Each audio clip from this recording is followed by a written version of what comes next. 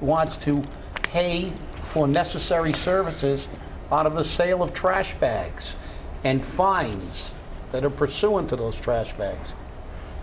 Now, how much money do you think CJ will be raised? There's many figures put out? The mayor is predicting, and again, this is a projection, $3.5 million. But according that's quite a lot of money. Right, and according to Massachusetts General Law, Chapter 44, Section 28C, subsection F, okay, it says specifically how this money can be spent. This money can only be spent on solid waste management and the costs and fees associated with it. He can't use it anywhere else. Right, but apparently he was quoted in the paper saying that the council could then transfer money to that money to different accounts.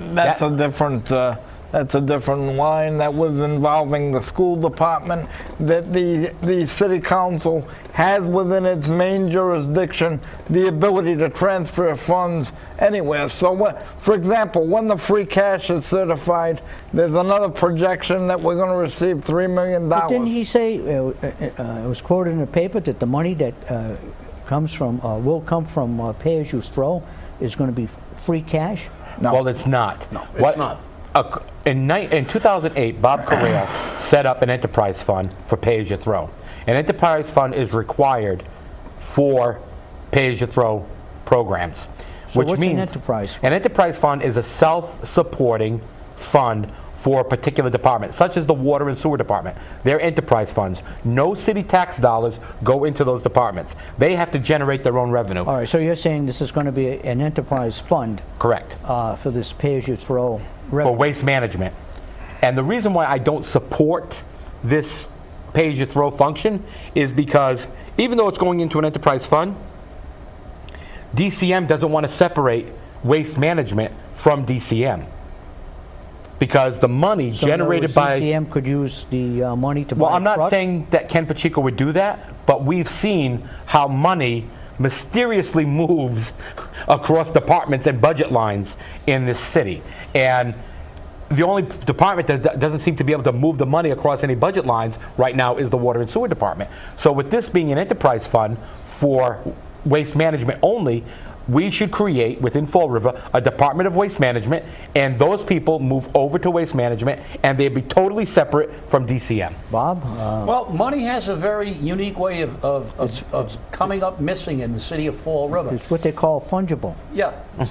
And the fact is that, as CJ said, Chapter 44, Section 28C, is very, very clear that the money that you get from this has to be used only for solid waste, whether it's even to build a transfer station or for pickup, but it has to be used as solid waste. So you can't say that we're going to have a department that does other functions handling that money. This city doesn't have a very good track record of keeping money where it belongs. All we have to do is look at the healthcare monies and all the other monies that are being questioned now in this budget. Dan, I mean, we have an auditor. Well, if that money goes into the enterprise fund for waste management only, you think it would be scrutinized on a regular basis to make sure the money is there? Well, you know, Richard, this is one of the many reasons why I and many others, Bob and CJ and a group of other rabble-rousing citizens have called for a He said it, not me. for a forensic audit of this city for many years. And last night, during what I thought was a pretty valid discussion between Dan Rigo and the mayor did agree to a type of audit, however, not the audit that I seek and others on this panel seek and others in the city seek. Was it a heated exchange as portrayed? I would say it was fairly heated, yes. And he wants a pro forma audit. And what's that? That basically says, here's what we do with it, here's the paperwork, there you go, we're done. I mean, it's basically, we're going to do this to shut you up. And essentially It's from like what... a cursory look at... It's not even that. It's not even really an audit. It's what they call a recreation. And that's what Hagan Sahadi admitted on the oath when we had the healthcare issues and we had the city audited. The city's objecting to the word forensic because they're saying that implies criminal activity, but it doesn't. Forensic means specialized. in that sense. It means they're going to do an audit, but if that uncovers criminal behavior, I think that's the problem. There's the fear, because if we really do an in-depth audit and determine how not only the money has been used, but where it came from, and where if it should be spent on what it was spent on, I think there were going to be some people leaving in handcuffs. Leaving in handcuffs, Dan? You think it's that serious? You know, Richard, here's the problem. No mayor wants it because they don't want. Look, it's not only this mayor. We've been calling for audits for 20 years. Yeah. Okay, and no mayor wants it. And the other problem I have with the discussion last night is, after listening to City Administrator Viveris and the mayor, this audit that they're allegedly going to do is only going to cover 1 year, from the way I interpret their remarks. They're only going to review the budget that's under consideration right now. We've got to go way back. Let me ask you, Dan. We have an auditor. City has an auditor. Why isn't the auditor reporting on the condition of the accounts? The auditor is, to the degree that they have a checkbook audit, like Hagan Sahadi have done for years. Now there's a new auditor. Apparently Hagan Sahadi lost the last contract. But So they're out.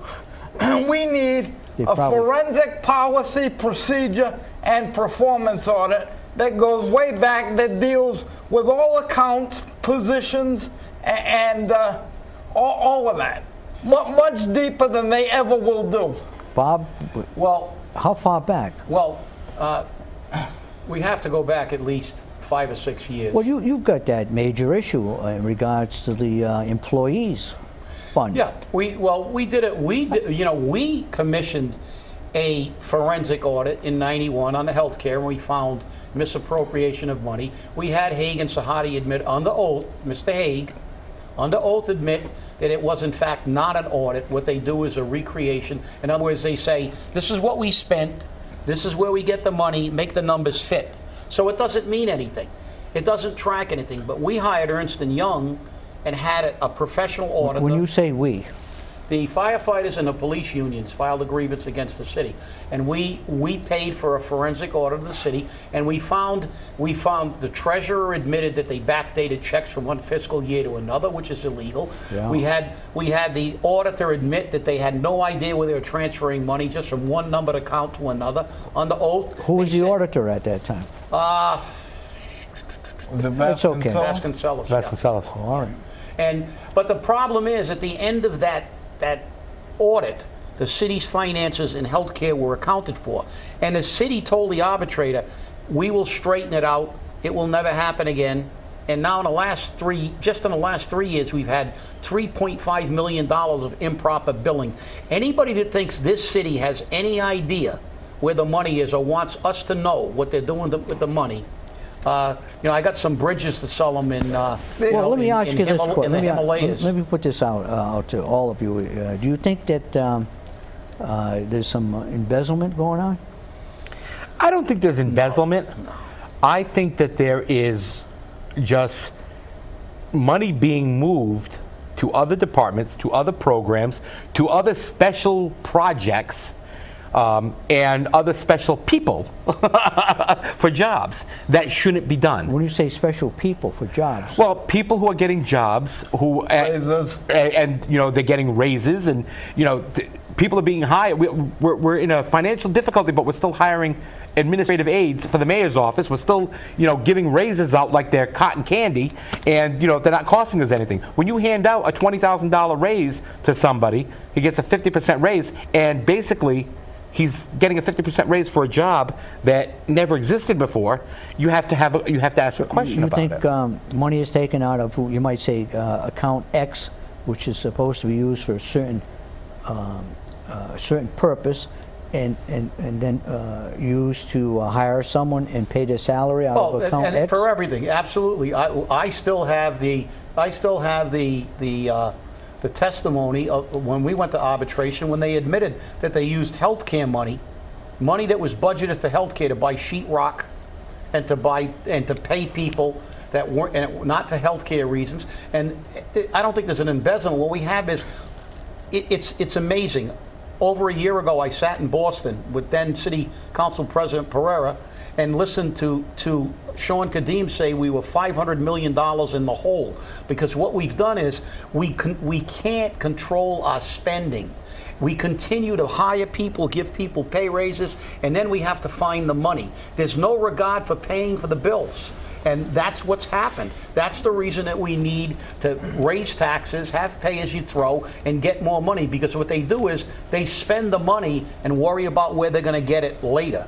Last night I attended Alan Sylvia, Representative Alan Sylvia's cook-off event. And he said that the state legislature, the state, gives Fall River upwards of 81% of its budget. We know that. We know that. And Fall River actually gets one of the highest amounts of any other city or town in the Commonwealth in the sense of state aid. And we keep saying we're not getting enough. So how can we ever become self-sufficient We if can't. 81% of the money that's being spent We in the can't. city is not even our money? We can't. And the thing is that you look at the school budget. The mayor wants to say $97 million. But they say that, I don't want to mean to interrupt, but That's okay. people will say, well, Fall River has great potential, and Fall River has this fantastic waterfront, and Fall River has this fantastic workforce. But yet again, 81%. Yeah. Yeah. No, it has to doesn't come from work. elsewhere. That's It's all of charity. that is It's- untrue. Now, most of the workforce has moved out because there's no jobs here. Secondly, they laugh at us in Boston not because our tax rate is too low, not because we can't run our own city. We're always up there begging because we overspend. You ever see that commercial with the two people eating lobsters, getting a massage in a hot air balloon, and the other two people are eating a sandwich, and the people eating lobster are saying, I don't understand why we can't save any money. Well, that's Fall River. We have a government that, and I think Stephanie Corey was on, she made a presentation at Monday, and she said, she listed 4 cities that went into receivership and who came back and straightened out their budget. I think we're at the point where we have proven beyond a shadow of a doubt that this administration cannot control spending and come up with a budget that's going to make Fall River self-sustaining. We're going to be the beggars in Boston forever unless we stop this. And maybe we should go to receivership and straighten this city out. Fall River is a pimple on Boston's backside. And why? Because we have one of the highest percentages of state aid anywhere in the Commonwealth. That's why we get nothing down here. That's why you'll never see a casino. You'll never see anything that the legislature has the ability to cite anywhere. It will never come to Fall River. Why? Because they pay the vast majority of all the bills. Period. On the way down to the studio, Mr. Mellion was on the radio. Please. Oh, God. Oh, jeez. Yeah. Oh, yeah. Sure. Well, Mr. what do you say? Let me- Mellion. Pie in the sky, Mellion. Yeah, pie in the sky. Mr. Mellion hasn't figured out a very easy statistic that I cited in front of the council. It is not coincidental that the two cities that are close to Fall River size, of the 10 other cities, that have the highest number of businesses. Newton has 14,000 as opposed to Fall River's 4,000. Cambridge has 12,000 compared to our 4,000. Have lower tax rates than Fall River. Also have the number 1 and number 2 highest household incomes, and the number 1 and 2 lowest amount of people below the poverty level. Mr. Mellion hasn't figured out yet with his chamber that you can't have businesses in a city where 70% of the people are on some kind of public assistance, and our budget is subsidized almost 80% by the state. Nobody has any money.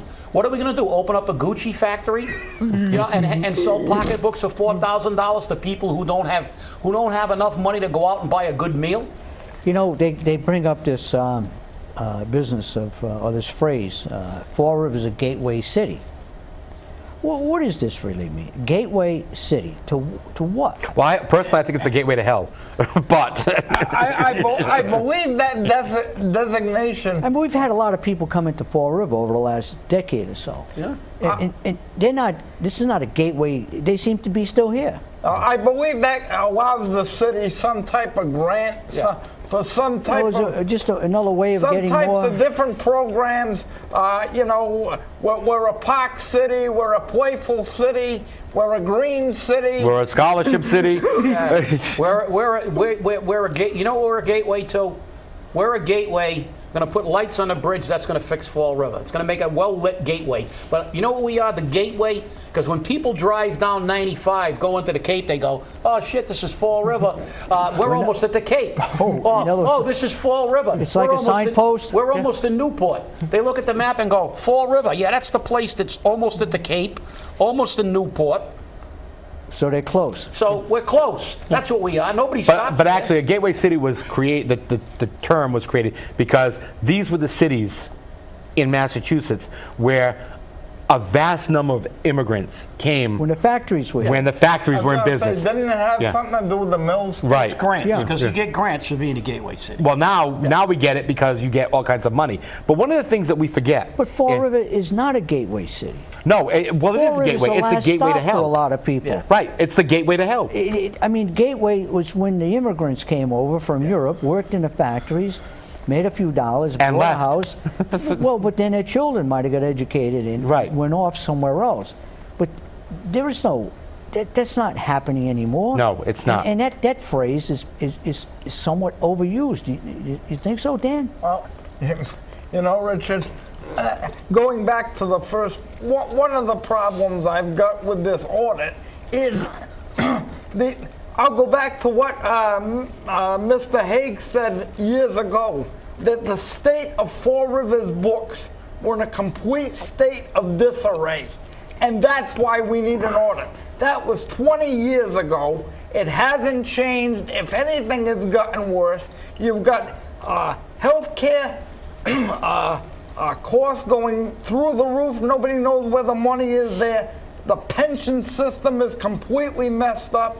We had no planning for when SAFER grants dry up. Once again, the school department is in need of assistance because they messed up on their transportation line. So here we go again. Now it's pay as you throw, more taxes, more fees. And what happens when these the people of Fall River can't pay their taxes and the revenue comes in slower than they expect? Then what?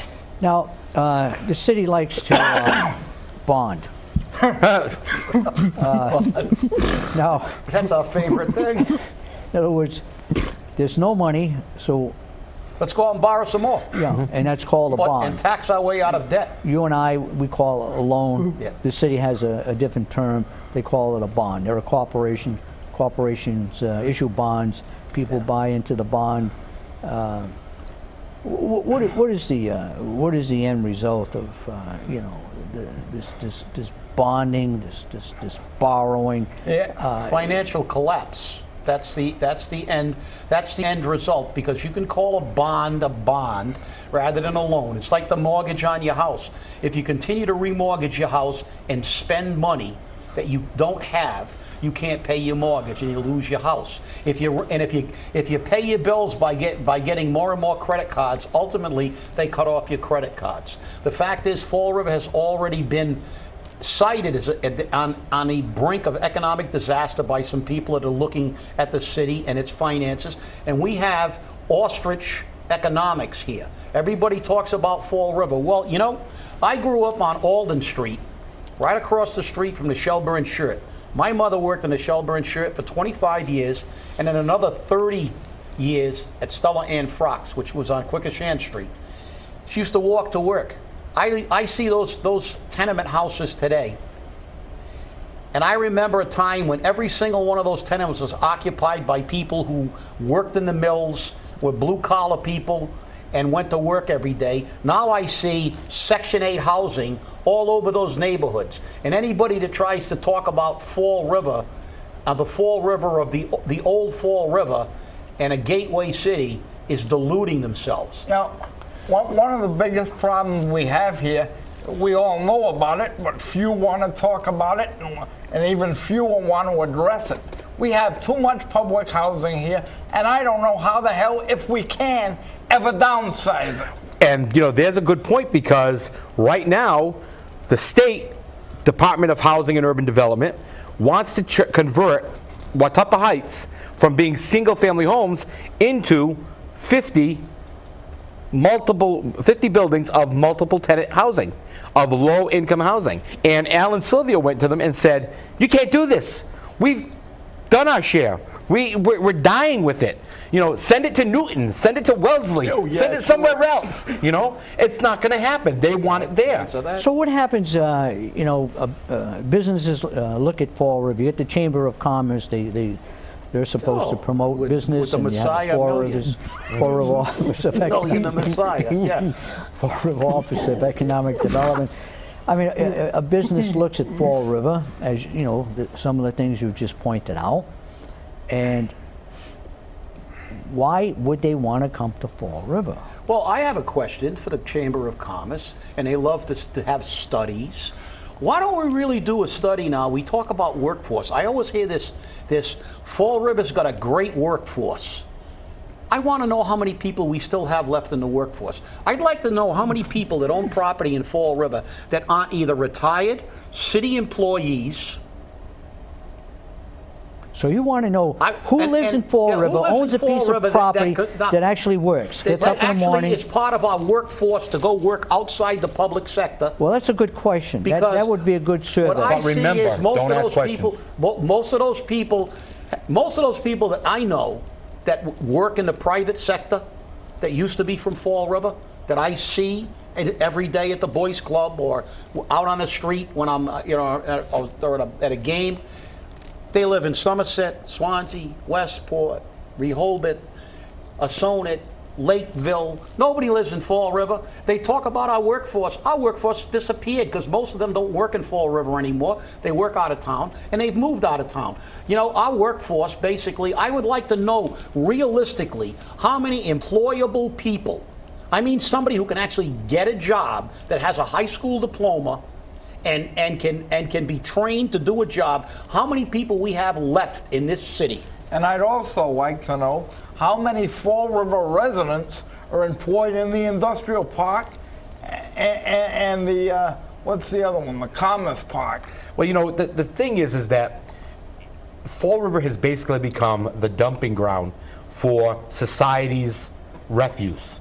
And I'm not trying to be negative about it, but it's the welfare, it's the drug addict, it's the Social Security disability recipient for drugs, alcohol, it's the criminals, it's the people that people don't want in their nice neighborhoods. And I was told on Monday at the budget meeting, don't ask questions. When you ask questions, you are identified as the enemy. Do not ask questions. So don't ask questions. And, you know, the worst part about it is, you know, the school budget they're talking about is $97 million. I got to get this in before we run out of time, which we're just Down about a few out of. minutes, yep. Yep. Do you realize that the city gets $106 million for the school department? And they're fighting for 99, and the mayor only wants to give them 97? So where's the other $9 million going to go? Where is it going to go? Not only that, CJ, they have a completely separate budget for grants.